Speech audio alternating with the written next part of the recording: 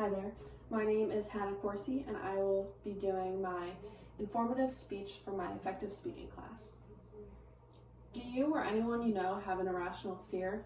Is there anyone you know that runs out of the room the second they see a spider? Fear plays a large part in our lives, and it can either motivate us as easily as it can paralyze us. A branch of this fear is something that's called anxiety, which is a feeling of panic and dread. Tons of people, millions of people, actually deal with this on a daily basis. It is also something that someone can naturally be born with. Their nervous systems can naturally be unbalanced, which leaves them with an unusual feeling sense of self that make them extremely aware of their environment. A large part of this anxiety can be driven by phobia. Phobias are an extreme and sometimes irrational fear that people sometimes have, that they will go to great lengths to make certain that they avoid them. Panic attacks are another thing that play a big role in both of these things as well, both anxiety and dealing and managing phobias. Many people who suffer from anxiety disorder deal with these panic attacks.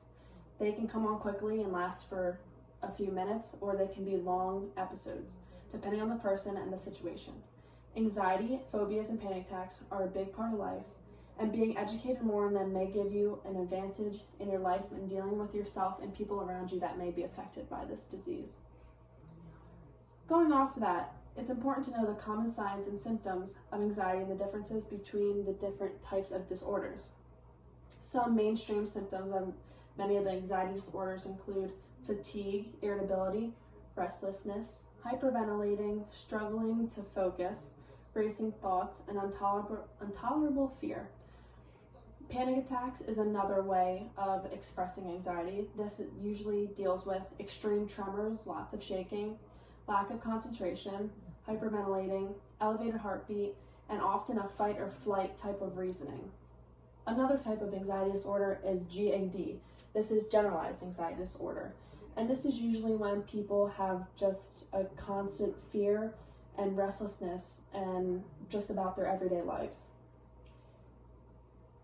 Another one would be obsessive compulsive disorder, which is widely known as OCD. This is another very common anxiety disorder that occurs when a person gets caught in a cycle of obsession and compulsions. Obsessions are usually unwanted, intrusive thoughts that force you to do something you don't want to do, like you have to turn the light switch on and off 4 times before you go to bed, otherwise you won't be able to sleep. These usually trigger distressing feelings when you don't do what you feel like you have to do to go about your day, and they can be extremely intrusive in your daily life. Another big one that we already talked about is phobias. Now, this type of anxiety is usually driven by one specific fear. Many people have the fear of vomiting, which is called emetophobia. Other people have the fear of spiders, and it's usually not just a minimal fear, like you would just walk away and it would scare you. It's something that you lose the color in your face and you absolutely panic whenever you're confronted with this phobia. Another one that is very common is PTSD, that stands for post-traumatic stress disorder. This is a disorder which usually occurs to a person when they've been through a traumatizing event. A lot of times this is widely accepted to being an occurrence that happens with soldiers when they come back from war, but it can also be other things.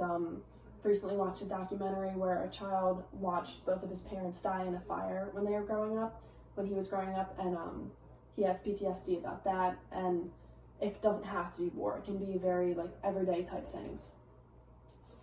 Another thing that's important about realizing anxiety as an everyday occurrence is realizing how it affects the everyday lives of those who struggle with it. Anxiety often affects the everyday lives of those who struggle with it. And this can be a big reason as someone's immunity being lowered and their health and overall ability to fight off sicknesses is compromised.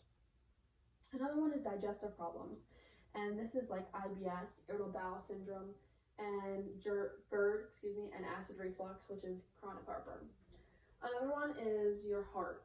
That basically works overtime when you're panicking. You think of your elevated heart rate. Long-term effects, it definitely hurts and hinders your heart's ability to remain strong because of your panicking constantly. Another one is your overall quality of life. That's a big concern, especially with people that have OCD, because a lot of times they find that they are living more to fuel their anxiety than for themselves, because it's a big, especially with OCD, it's a big intrusion on your everyday life when you have to flip a light switch on and off 4 times before you can go to sleep, because if you don't do that and you try to go to sleep, you won't sleep. That's a big part of OCD, and it takes up a lot of time. So just quality of life is a big issue. And relationships, they also suffer, because if you have a social anxiety, you're probably more likely to be an introvert, and overall your relationships in your life and your significant others, that's something that struggles, because a lot of people aren't very open about their struggles with anxiety, because unlike the last 5 or so years, not a lot of people talked about anxiety, and there was a big stigma around it. So a lot of people are very private about their struggles with it. And lastly, it's almost 2 times as likely for someone who has anxiety to have an addiction problem as well. So going off of this, now that you know a lot of the generalized anxiety disorders and their symptoms and how they affect the person who struggles with it on an everyday type of basis, I think it's important to go into the remedies and long-term practices that help you that struggles with it or a loved one. And a big one with this is to focus on your breathing. When you focus on your breathing, it's scientifically proven that it calms your heart rate and it just calms you down, and it's one of the best ways to ground yourself. Another one is to do things that practice strengthening your mental health. This can be talking to a friend, going to therapy, writing in a journal, or meditating, which is very well known for making yourself focus on your thoughts and just clearing your mind, which is something that really helps when you're in the middle of a panic or anxiety episode. Another one is physical activity.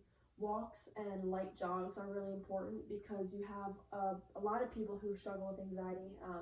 They have a lot of built up energy, and so when you do these jogs or you do yoga or Pilates or take nice long walks, it gets rid of that energy that has a possibility to turn into anxiety in the future.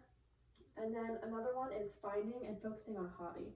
There's tons of things that you can do in your free time, like you could learn how to play an instrument, you could learn how to do pottery, you could knit or read a book, and invest yourself in that, so you don't have time to sit and think and get yourself into this anxious spiral that is very common with people who struggle with anxiety. Another one is exposure therapy.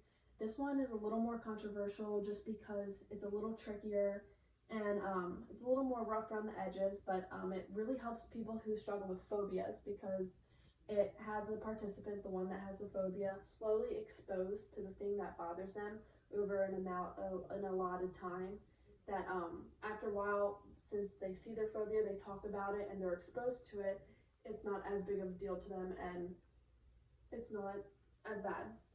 So at the end of the day, most people at one point or another have experienced anxiety, and whether that has to do with making sure you lock all the doors 3 times before you go to bed, or making sure you have your socks on a specific way. Anxiety affects millions of people every day, and it is a condition that is tolerable when treated and managed correctly. Whether this is an irrational fear, like a phobia, generalized anxiety, or worry about everyday occurrences or trauma from a past event, anxiety disorders are extremely common and something that needs to definitely be discussed more.